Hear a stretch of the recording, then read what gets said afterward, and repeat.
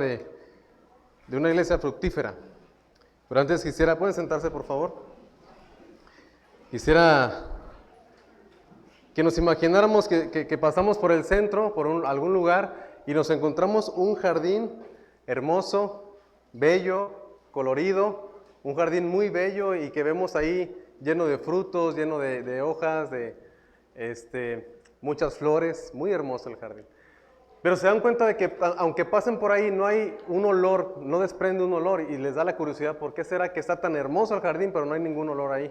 Entonces se acercan y al acercarse se dan cuenta de que las plantas son plástico, son artificiales, son puro plástico.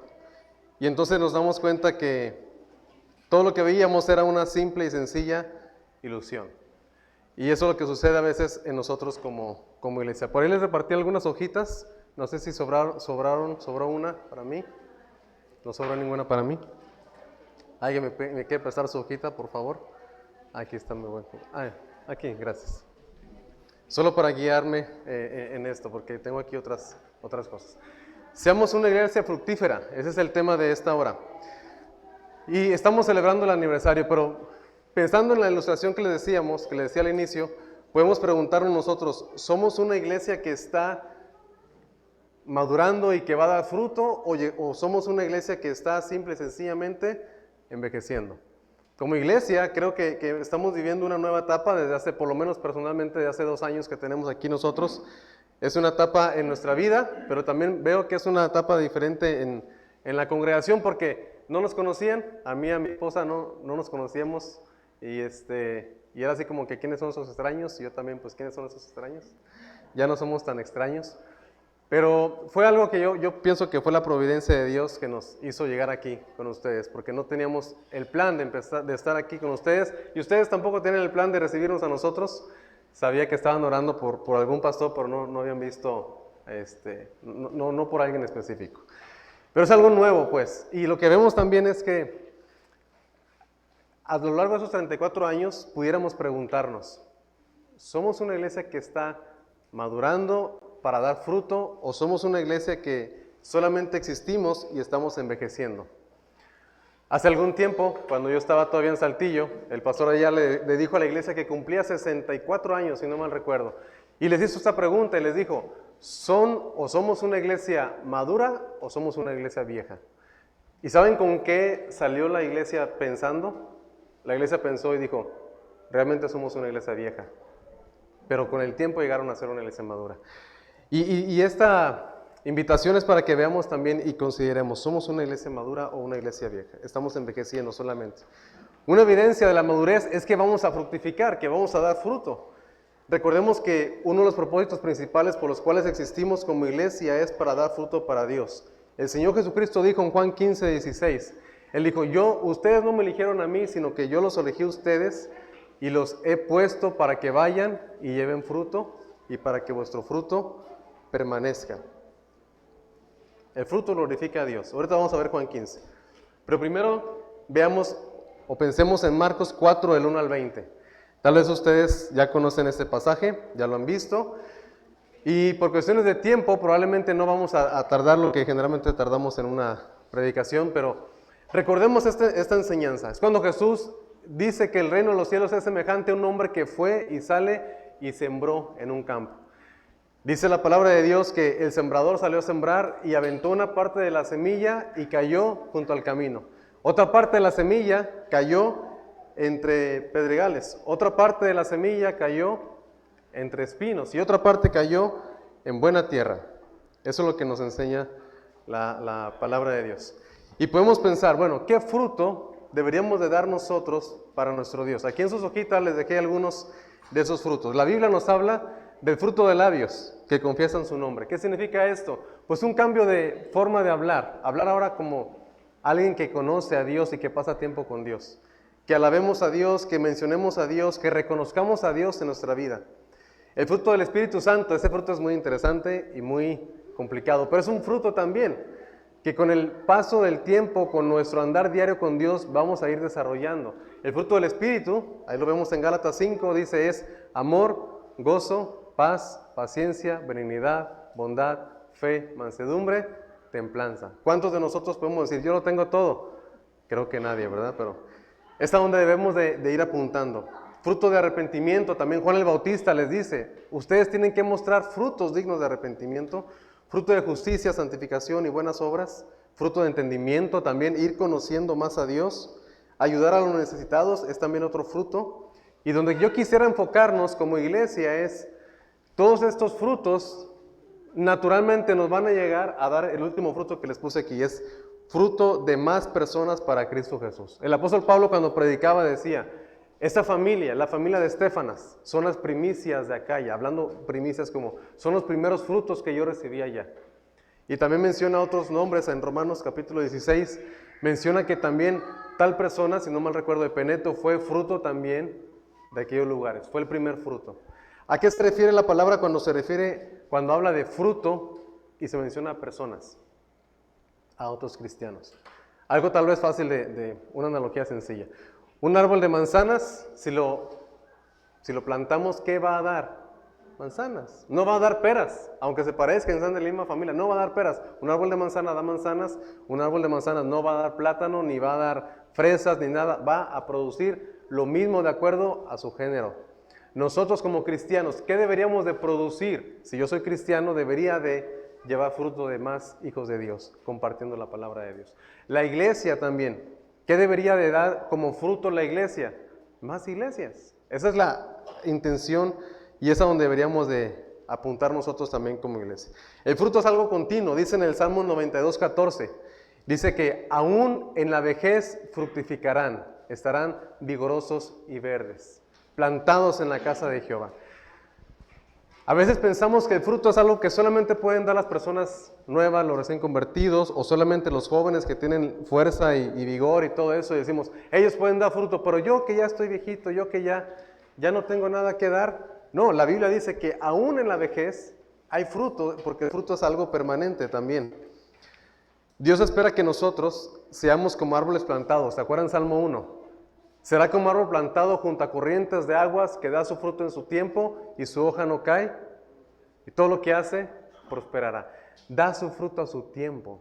Nosotros como hijos de Dios también deberíamos de pensar qué fruto debería de llevar. Y la pregunta es, ok, ya entendí que debo dar fruto. Debo de llevar fruto. ¿Qué fruto? De justicia, de santificación, fruto de labios, fruto de espíritu, fruto de otros cristianos. La pregunta es, ahora, ¿cómo?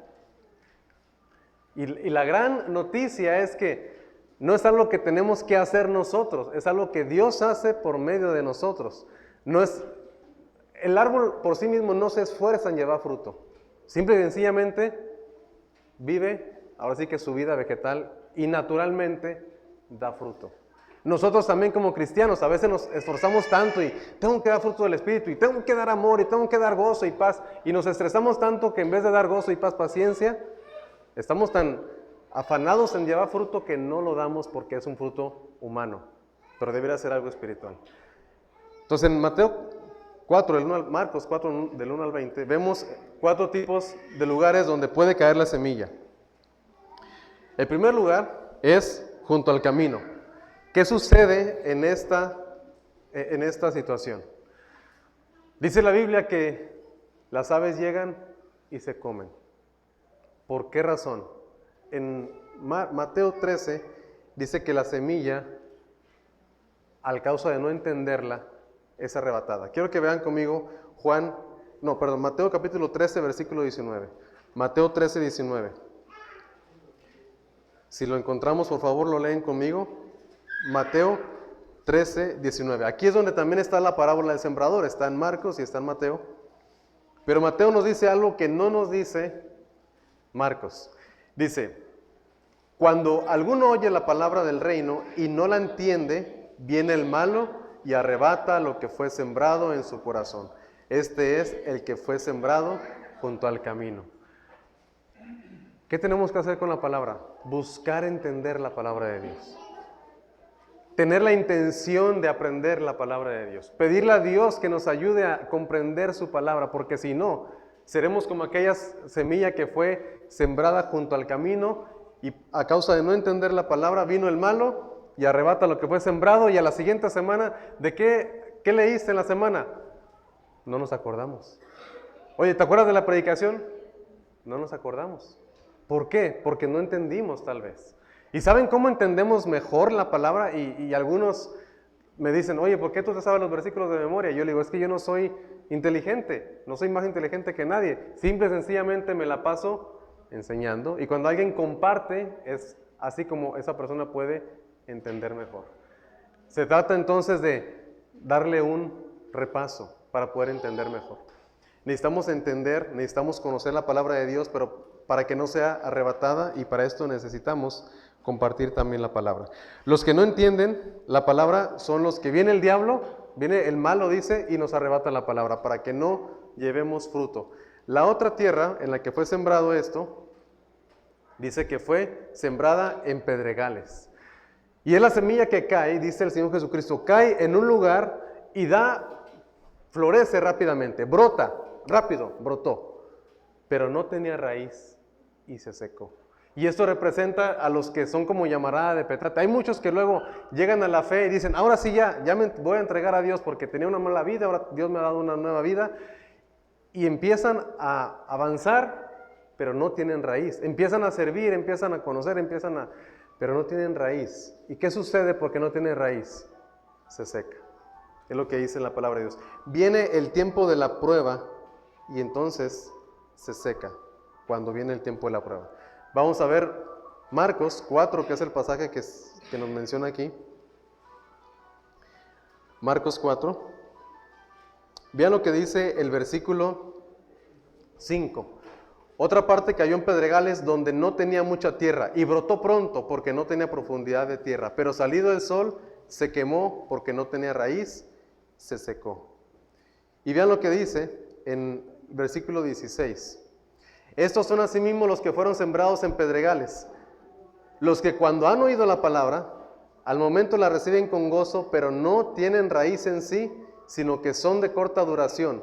Porque cuando viene la tribulación o la persecución por causa de la palabra, luego tropiezan. ¿Qué es lo que sucede? Dice que fueron sembrados y que brotó y que parecía que iba bien, pero no tenía raíz. Y vino Marcos capítulo 4, versículo 17.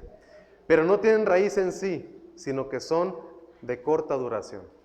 ¿Por qué? Porque viene la tribulación, viene la persecución, vienen los problemas. Y no sé, tal vez muchos hemos conocido gente así que, oye, no andaba tan bien. O sea, llegó a la iglesia y empezó y todo parecía bonito y agradable, pero le vino una prueba y se fue para atrás. Empezaron a burlarse de él porque iba a la iglesia y ya no quiere venir. ¿Cuál es el problema? Que no tenía raíz. Necesitamos ser unas personas que echemos raíces y para eso necesitamos una comunión con Dios. La otra es la que cayó entre espinos.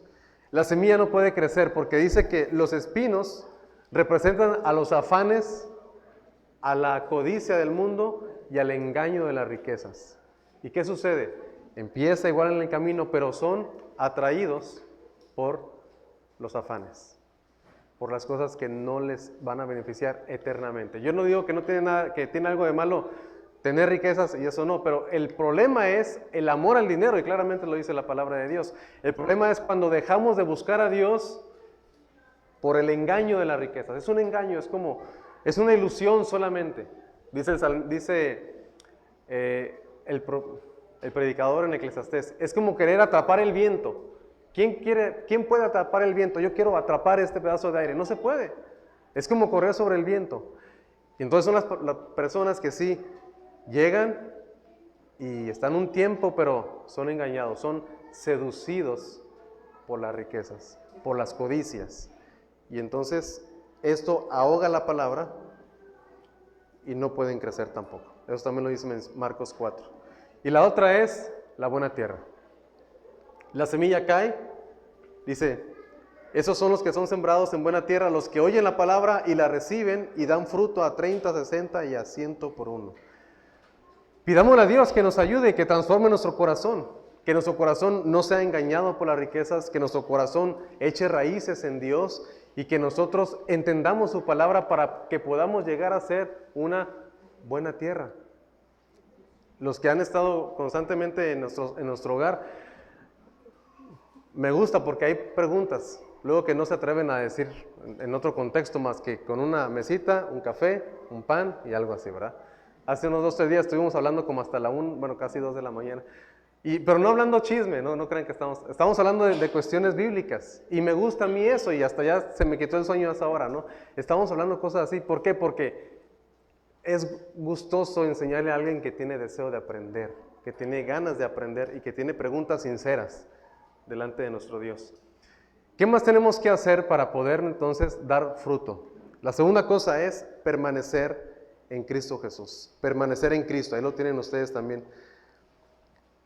Juan 15, un pasaje también muy conocido donde Jesús habló acerca de esto. Si quieren podemos buscarlo, este es un poquito más corto que Marcos. Y vamos a leer del 1 al 8 solamente. Juan 15 del 1 al 8. Miren cómo dice la palabra de Dios. Iniciamos, leo 1, ustedes 2 y así hasta el 8. Juan 15 del 1 al 8. Dice el Señor Jesucristo: yo soy la vid verdadera y mi Padre es el labrador. Todo pámpano que en mí no lleva fruto lo quitará, y todo aquel que lleva fruto lo limpiará para que lleve más fruto. Ya vosotros estáis limpios por la palabra que os he hablado. Permanecer en mí y yo en vosotros. Como el pámpano no puede llevar fruto por sí mismo si no permanece en la vid, así tampoco vosotros si no permanecéis en mí.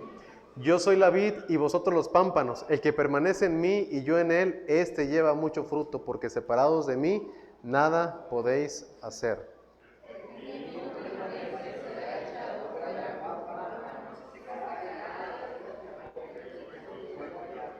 Si permanecéis en mí y mis palabras permanecen en vosotros, pedid todo lo que queréis y os será hecho. En esto es glorificado mi Padre, en que llevéis mucho fruto y seáis así mis discípulos. La clave está en el 4 y el 5, dice: permanecer en mí y yo en vosotros. El pámpano o la rama no puede llevar fruto por sí misma si no permanece pegada al árbol, para entenderlo nosotros más claramente, ¿no? Y Jesús dice: así tampoco ustedes, si no permanecen en mí, no pueden llevar fruto. ¿En qué tenemos que permanecer? En una comunión con Dios. Eso es lo que deberíamos de buscar, permanecer en una comunión con Dios. Porque Dios es glorificado cuando llevamos mucho fruto. Juan 15, 8 así lo dice, ¿no? ¿Cuál es el mandamiento? Aquí hay algo interesante.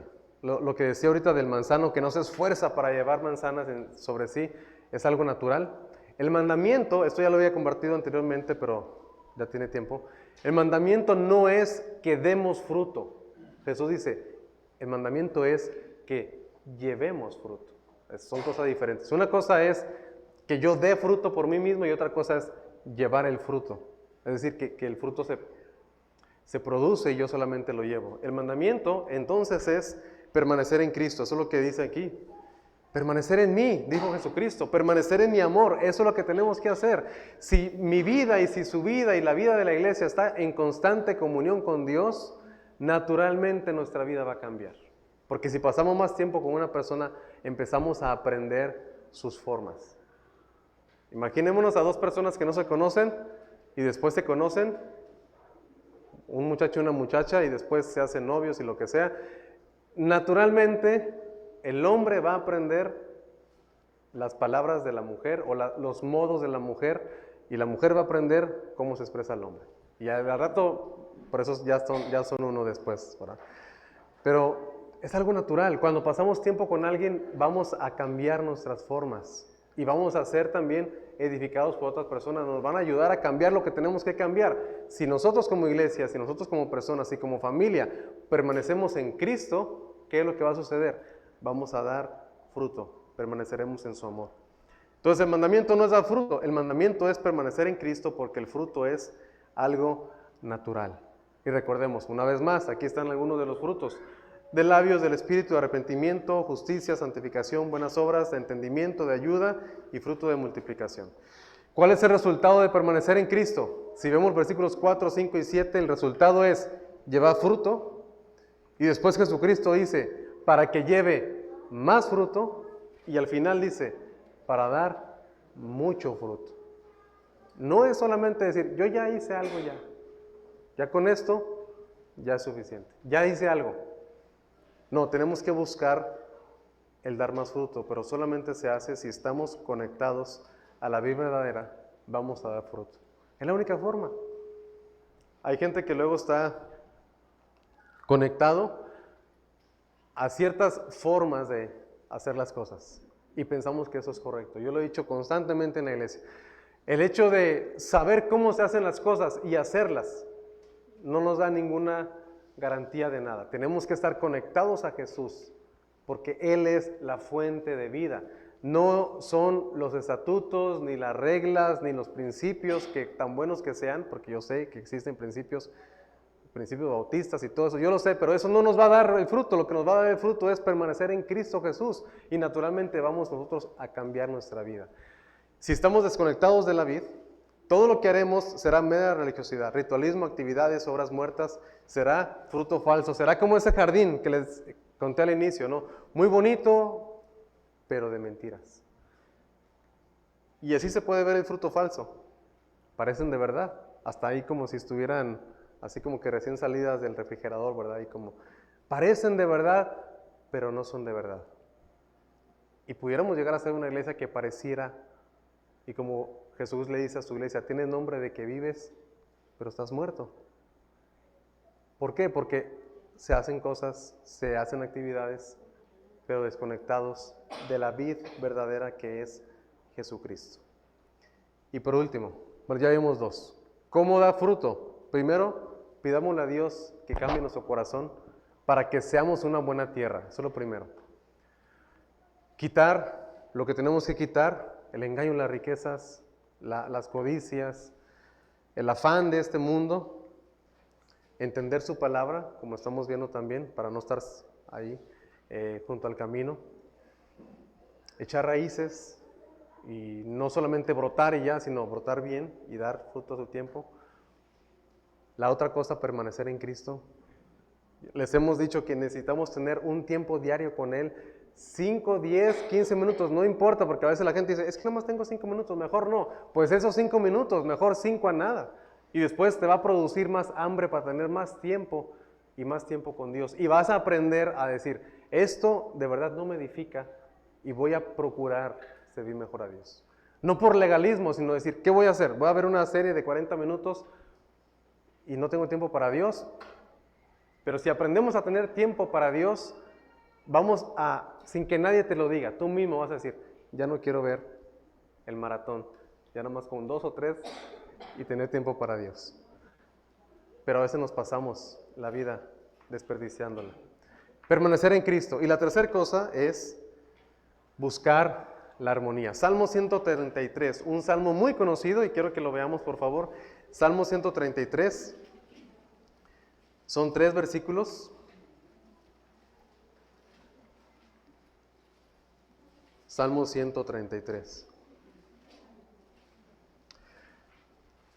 Inicia con una expresión de asombro. Dice, mirad cuán bueno y cuán delicioso es habitar los hermanos juntos en armonía. Versículo 2, no lo comprendemos tan bien porque no vivimos en ese tiempo y no conocemos las culturas, pero es una forma poética de decir que es muy hermoso. Es como el buen óleo sobre la cabeza, el cual desciende sobre la barba de Aarón, y baja hasta el borde de sus vestiduras, como el rocío de Hermón que desciende sobre los montes de Sión. Eso es la expresión poética. Pero a lo que quiero que pongamos atención es lo que dice al final. Porque allí envía Jehová bendición y vida eterna. Mirad cuán bueno y cuán delicioso es habitar los hermanos juntos en armonía, porque ahí es donde Dios envía bendición y vida eterna. ¿En dónde? Donde están los hermanos juntos en armonía. Ahí es donde Dios envía bendición y vida eterna. Y no es un pleonasmo es la repetición de algo innecesaria, pero es una explicación, juntos y en armonía. No se trata solamente de estar juntos, pero en disensión, con celos, con problemas. No se trata solamente de estar juntos. Pero tampoco se trata solamente, yo estoy en armonía, pero no me congrego tampoco. No, es estar juntos y en armonía. Así es como debemos de estar. Porque hay personas que sí, qué bonito lo que Dios está haciendo en la iglesia. No me paro, pero todo está bonito, qué bueno que están remodelando. Pero yo no voy ahí. Tengo armonía. No, es juntos y en armonía. Ahí es donde Dios envía la bendición y la vida eterna. Dios no la envía en otro lugar. Y podemos pensar en este ejemplo. Si ustedes salen de viaje y tienen que forzosamente dejar a sus hijos encargados en una familia, y ustedes conocen a 3, 4 familias. Una es una familia muy avariciosa, muy egoísta, que siempre están ahí, entre ellos siempre están una lucha de egos en la casa. Otra familia es una familia bien descuidada, que ni se bañan, ni comen bien, y son una familia muy descuidada. Y otra familia siempre se están peleando, el papá contra la mamá y los hijos contra los padres, y siempre hay. Y la cuarta familia es una familia como la de ustedes, ¿verdad? Una familia, ¿por qué se ríen? Una familia muy bonita, una familia donde se llevan bien, donde hay armonía, donde hay respeto, donde hay amor, donde hay perdón. ¿En dónde dejarían ustedes a sus hijos encargados? Donde hay amor. Yo creo que ningún loco va a decir, pues ahí sirve que aprende a pelear, ¿verdad? A defenderse. No, lo más natural es, yo lo dejo donde hay armonía, donde hay amor, donde hay cuidado, protección, respeto. Hermanos, Dios, ¿dónde va a mandar a las personas para que sean edificados y en donde hay armonía? Donde están los hermanos juntos en armonía. Por eso hace unos momentos se mencionó de las divisiones y hay que tener mucho cuidado con eso, porque dice la Biblia en Hebreos capítulo 13, si no mal recuerdo, que tengamos cuidado con la raíz de amargura, porque a veces puede haber raíces de amargura. Cuidado con los pleitos. Hay que tener sumo cuidado con los pleitos que pudiera existir. Cuidado con las divisiones. Cuidado con el rencor. Cuidado con la falta de perdón. Y cuidado con los celos. Hay que tener mucho cuidado. Y prestar atención desde que vemos que está iniciando este problema. Porque a veces decimos, no, es que todavía está bien, está soportable la situación. Los hermanos no se ven, no se hablan, pero no hay problema, déjalos al rato. No, hay que atender eso inmediatamente. ¿Por qué? Porque ahí es donde le damos lugar al enemigo y donde toma ventaja sobre nosotros.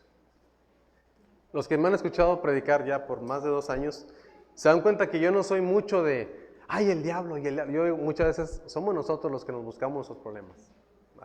Antes escuchaba mucho esa expresión, no hombre, el enemigo me hizo llegar tarde. No, no es el enemigo, no te levantaste temprano, no, esa es otra cosa, no es el enemigo. ¿Verdad? No, el enemigo, que mi esposa tuvo un problema. No, es el egoísmo, es el corazón. Ahora, el punto es que tampoco hay que ignorarlos, o tampoco hay que ignorar al enemigo, porque ahí es donde toma ventaja. Dice Efesios 4, 26 y 27. Airaos, pero no pequéis. A ver, ¿quién puede hacer eso? O sea, la Biblia nos da oportunidad de enojarse. Les doy, dice Dios por medio del apóstol Pablo, les doy la autoridad y el derecho de que se enojen, pero nomás no pequen. ¿Quién lo puede hacer? Muy pocos. ¿Quién dijo yo? Para hacer enojar ahorita. Hay personas que luego sí se enojan, pero no lo demuestran, no ofenden, están enojados y ya. Pero dice, airaos, pero no pequéis. No se ponga el sol sobre vuestro enojo, lo que significa que no deberíamos de hacer pasar mucho tiempo enojados. Y dice ahí, no den lugar al diablo. ¿Cuándo le damos lugar al diablo? Cuando permitimos que nuestro enojo permanezca mucho tiempo. Y entonces le estamos dando lugar al diablo. Segunda a los Corintios 2, 10 al 11. Segunda a los Corintios 2, del 10 al 11, vean cómo dice también esta porción. El apóstol Pablo está hablando de una persona que hizo algo mal en la iglesia y que dañó a muchos en la iglesia. Lamentablemente así es, vivimos en un mundo pecaminoso. Pero Pablo les dice que deberían de perdonarlo, dice versículos 10 y 11. Y al que vosotros perdonáis, yo también lo perdono, porque también yo lo he perdonado. Si alguno he perdonado, por vosotros lo he hecho en presencia de Cristo. En un versículo menciona muchas veces el perdón. Pero vean lo que dice el 11. ¿Para qué perdonar? Para que Satanás no gane ventaja alguna sobre nosotros, pues no ignoramos su forma de trabajar. Cuando no hay perdón, ahí es donde hay ventaja. Le damos lugar. Y ahí es donde entran los pleitos, las divisiones, porque nos comportamos como niños. Pablo le dice a los Corintios, 1 Corintios 3, son como niños, como en la película Son como niños. no les puedo hablar como maduros, sino como a niños en Cristo, porque realmente son niños en Cristo, porque hay entre ustedes divisiones y pleitos. Y no debe de ser, porque ahí Dios no envía bendición ni vida eterna. Entonces busquemos también atender esas cosas. Nuestra responsabilidad, quiero cerrar con este versículo, nuestra responsabilidad es estar solícitos en guardar la unidad del Espíritu en el vínculo de la paz. Efesios 4, 1 y 2. ¿Qué es estar solícito? Mientras buscan el pasaje. Estar solícito es ser diligentes, ser cuidadosos al atender un llamado. Efesios 4, 1 y 2. Leemos todos juntos esta porción. Dice, pónganse de pie por favor mientras leemos. Dice la palabra de Dios, Efesios 4, 1 y 2. Yo pues, preso en el Señor, os ruego que andéis como es digno de vocación con que fuisteis llamados, con toda humildad y mansedumbre, soportándoos con paciencia los unos a los otros en amor. Versículo 3 también, solícitos en guardar la unidad del Espíritu en el vínculo de la paz, un cuerpo y un espíritu, como fuisteis también llamados a una misma esperanza de vuestra vocación. Solícitos en guardar la unidad del Espíritu. ¿Qué significa? Tener la disposición de guardar la unidad. La unidad la da Dios. Pero cuando hay alguna fricción, algún problema, no se pongan en el plan de decir, no te voy a perdonar, no quiero hablar contigo, no quiero, no, ahorita no. Solícitos en guardar la unidad del Espíritu. Tengo la solicitud. ¿Por qué? Por amor a Dios, principalmente. Y si amo a Dios, va a ser mucho más fácil guardar la unidad. Y si amo a Dios, no voy a querer que mi iglesia sea dividida, no voy a querer que mi familia haya problemas, no voy a querer ni a permitir que exista una atmósfera de malos valores y cosas. Iba a decir mala vibra, pero no. Esa es una forma de entender, ¿verdad? Y hermanos, la invitación, seamos una iglesia fructífera. Daremos fruto si somos una buena tierra al escuchar su palabra. Si permanecemos en comunión con Cristo y si buscamos la unidad. Pidamos la ayuda de Dios. Oremos. Gracias, Señor.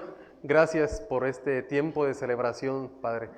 Permítenos ser una iglesia fructífera, Señor, que dé fruto, fruto de labios, fruto de justicia, fruto del Espíritu.